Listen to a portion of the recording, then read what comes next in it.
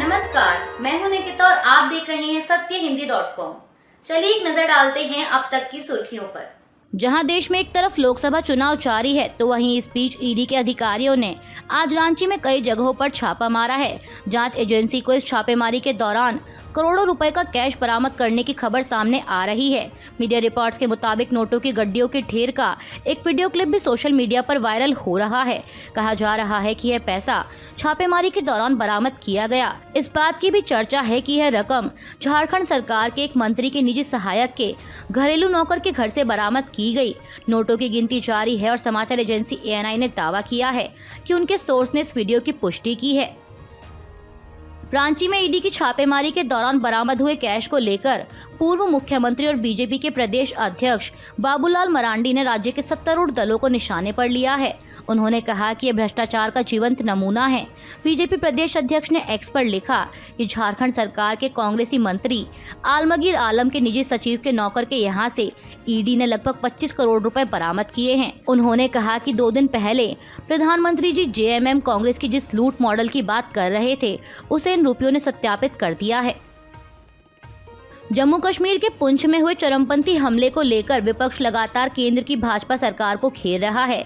इसी कड़ी में अब RJD नेता तेज प्रताप यादव ने आरोप लगाया है कि पुंछ में ये हमला PM मोदी की वजह से हुआ।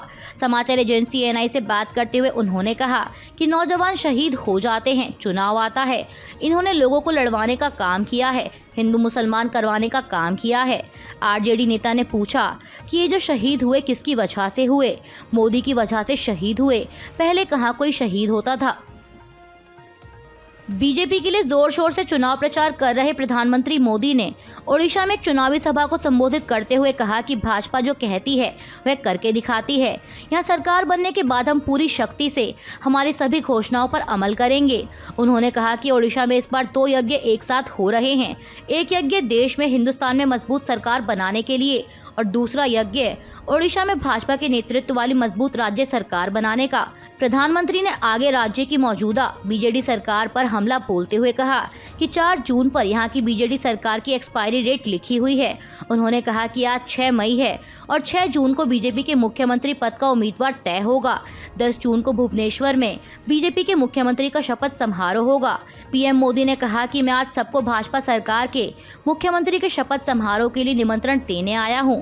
उन्होंने आगे तंज कसते हुए कहा कि ओडिशा में BJD अस्त है, कांग्रेस पस्त है और लोग भाजपा पर आश्वस्त हैं और सिर्फ भाजपा उम्मीदों का नया सूरज बनकर आई है।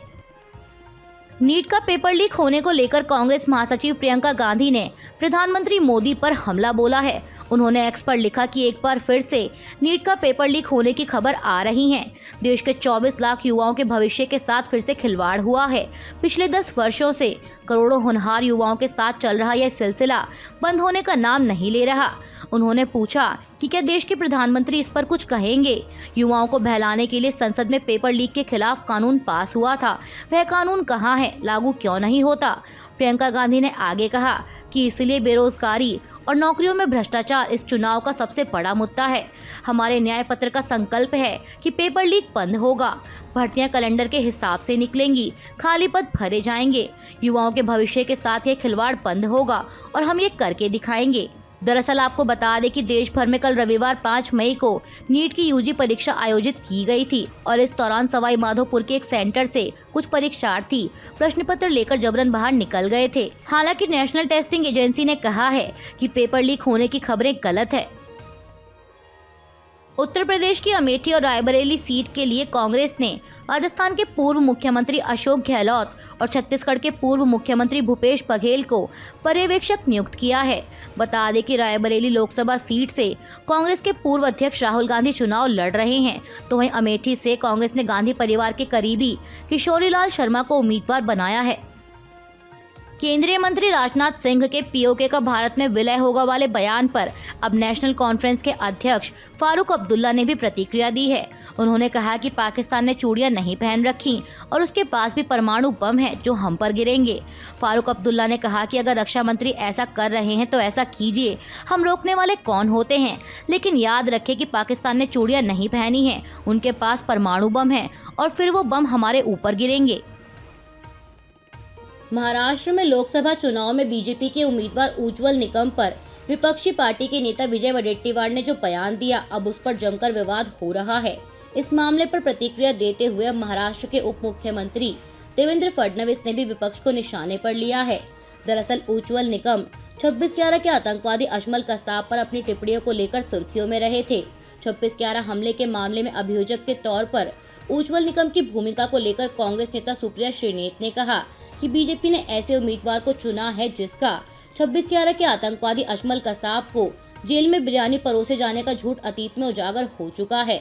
वहीं कांग्रेस नेता विजय वडेट्टीवार ने कुछ ऐसा कहा जिससे विवाद खड़ा हो गया। उन्होंने कहा कि अजमल कसाब ने पुलिस अधिकारी हेमंत करकरे की हत्या नहीं की थी, बल्कि बीजेपी के वैचारिक गुरु राष्ट्रीय स्वयंसेवक संघ से जुड़े एक पुलिसकर्मी ने की थी। उज्ज्वल निकम गद्दार थे जिन्होंने इस तथ्य को दबाया। वहीं अब कांग्रेस नेता विजय वडेट्टीवार की इन टिप्पणियों की महायुति ने आलोचना की है। उप मुख्यमंत्री देवेंद्र फडणवीस ने कहा कि विपक्ष अजमल कसाब को लेकर चिंतित है और निकम को निशाना बनाकर आतंकवादियों का समर्थन करना चाहता है। उन्होंने कहा कि विपक्षी नेता विजय वडेट्टीवार के अनुसार उज्ज्वल निकम ने कसाब का अपमान किया, कसाब ने शहर को आतंकित किया और कांग्रेस उससे चिंतित है। उप मुख्यमंत्री ने आगे कहा कि महायुति उज्ज्वल निकम का समर्थन कर रही है और एमवीए अजमल कसाब का समर्थन कर रही है। अब आप तय करें कि आपको किसे वोट देना चाहिए। बता दें कि 2008 में मुंबई पर हमला कर 166 लोगों की हत्या करने वाले 10 पाकिस्तानी आतंकवादियों में से अजमल कसाब एकमात्र जीवित पकड़ा गया था, जिसे लगभग 4 साल तक मुंबई जेल में रखा गया और नवंबर 2012 में पुणे में फांसी दे दी गई। कांग्रेस नेता विजय वडेट्टीवार के हेमंत करकरे को लेकर किए गए दावे पर विवाद लगातार जारी है। वहीं अब मामले पर प्रतिक्रिया देते हुए उद्धव गुट के नेता संजय राउत ने कहा कि हेमंत करकरे हमारे लिए शहीद ही रहेंगे। उन्होंने कहा कि हेमंत करकरे शहीद हैं और वे देश के लिए शहीद हुए।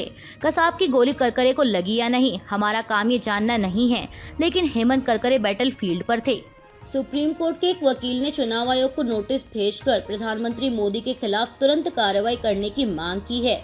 वकील ने कहा है कि प्रधानमंत्री चुनाव अभियान के दौरान लगातार हेट स्पीच दे रहे हैं और लोगों को बांटने वाली बातें कर रहे हैं। अधिवक्ता का तर्क है कि ये चुनाव से जुड़े कानूनों का उल्लंघन है। उन्होंने कहा है कि ये बहुत परेशान करने वाली बात है कि प्रधानमंत्री श्री नरेंद्र मोदी ने अपने चुनावी अभियान में घृणास्पद भाषणों को बढ़ावा दिया है, जो उपरोक्त प्रावधानों और अन्य समान प्रावधानों के खिलाफ है। ऐसा लगता है कि प्रधानमंत्री को कानून का कोई डर नहीं है। प्रधानमंत्री की टिप्पणियां धार्मिक कट्टरता पर आधारित हैं, कि विभाजनकारी हैं, भड़काऊ हैं और अपमानजनक हैं। प्रधानमंत्री का ऐसा जहरीला चुनावी अभियान भारत में अभूतपूर्व है। देश के कानूनों और आदर्शाचार संहिता का ऐसा घोर उल्लंघन करने वाले प्रधानमंत्री को बख्शने का कोई औचित्य नहीं है। अधिवक्ता का कहना है कि चुनाव आयोग का कार्रवाई करना या ना करना भारत की चुनावी प्रक्रिया की परीक्षा हो सकता है। केंद्रीय गृह मंत्री अमित शाह ने हाल ही में न्यूज 18 चैनल को एक इंटरव्यू दिया था, जिसमें उन्होंने कहा है कि एनडीए लोकसभा चुनाव में 400 सीटें जीतने जा रहा है।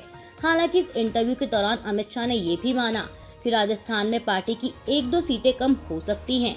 बता दें कि राजस्थान में पिछले चुनाव में बीजेपी गठबंधन ने सभी 25 सीटें जीती थी, लेकिन इंटरव्यू के दौरान अमित शाह ने माना कि इस बार यहां पार्टी 1-2 सीटें हार सकती है। वहीं विपक्षी कांग्रेस के नेता दावा कर रहे हैं कि राजस्थान में कांग्रेस 5 से अधिक सीटें जीत रही है। बता दें कि राजस्थान में पहले 2 चरणों में ही सभी सीटों पर वोटिंग हो चुकी है। कर्नाटक के सेक्स स्कैंडल की पीड़ित महिला के अपहरण के मामले में फंसे प्रज्वल रेवन्ना के पिता और जेडीएस नेता एचडी रेवन्ना को बड़ा झटका लगा है। मीडिया रिपोर्ट्स के मुताबिक एचडी रेवन्ना को 3 दिन की एसआईटी हिरासत में भेज दिया गया है और अब वह 8 मई तक एसआईटी की हिरासत में रहेंगे। बता दें कि एसआईटी ने उन्हें शनिवार 4 मई को गिरफ्तार किया था। जानकारी के अनुसार एचडी रेवन्ना ने शनिवार 4 मई को एसआईटी हिरासत को एक विशेष कोर्ट में चुनौती दी थी, लेकिन कोर्ट ने उनकी अंतरिम जमानत याचिका खारिज कर दी थी। वहीं एचडी रेवन्ना ने अपने ऊपर लगे आरोपों को लेकर कहा कि यह मामला उनके खिलाफ एक राजनीतिक साजिश है और उन्होंने अपने राजनीतिक करियर में ऐसा कुछ भी नहीं देखा है। उन्होंने कहा कि 40 साल की राजनीति में मेरे ऊपर कोई आरोप नहीं लगा। 28 अप्रैल को मेरे खिलाफ शिकायत की गई थी, लेकिन इस मामले में कोई सबूत नहीं मिला। मुझे गिरफ्तार करने के दुर्भावनापूर्ण इरादे से उन्होंने मेरे खिलाफ अपहरण का मामला दर्ज किया और मुझे गिरफ्तार कर लिया। अभिनेत्री और मंडी लोकसभा सीट से बीजेपी उम्मीदवार कंगना रनौत अक्सर अपने बयानों को लेकर चर्चाओं में बनी रहती हैं और एक बार फिर उनका एक ऐसा ही बयान चर्चा में आ गया है। दरअसल उन्होंने तेजस्वी यादव के बदले बीजेपी के तेजस्वी सूर्या को ही घेरते हुए उन पर टिप्पणी कर डाली। उनका एक वीडियो सामने आया है जिसमें वो कह रही हैं कि बिगड़ैल राजकुमारों की एक पार्टी है, चाहे वह राहुल गांधी हो जो चंद्रमा पर आलू उगाना चाहते हैं या तेजस्वी सूर्या जो गुंडागर्दी करते हैं और मछली खाते हैं। अब विपक्ष पर निशाना साधते हुए कंगना ने गलती से अपनी ही पार्टी के नेता तेजस्वी सूर्या पर हमला बोल दिया। वहीं उनके इस वीडियो क्लिप पर आरजेडी नेता तेजस्वी यादव ने चुटकी लेते हुए एक्स पर लिखा कि ये मोहतरमा कौन है। लोकसभा चुनाव के तीसरे चरण के लिए कल मंगलवार 7 मई को वोटिंग होनी है।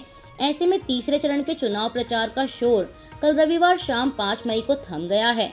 बता दें कि इस चरण में 12 राज्यों की 93 सीटों पर वोटिंग होगी। इन सीटों में उत्तर प्रदेश की 10, बिहार की 5, मध्य प्रदेश की 8, पश्चिम बंगाल की 4, महाराष्ट्र की 11, कर्नाटक की 14, छत्तीसगढ़ की 7, गोवा की 2, दमन और दीव की 2 और गुजरात की सभी 25 सीटें शामिल हैं। साथ ही बता दें कि चरण में कुल 1351 उम्मीदवार मैदान में हैं, जिनकी किस्मत का फैसला 1.88 करोड़ वोटर्स करेंगे। अभी के लिए बस इतना ही। बाकी की खबरों के लिए बने रहिए सत्यहिंदी.com के साथ।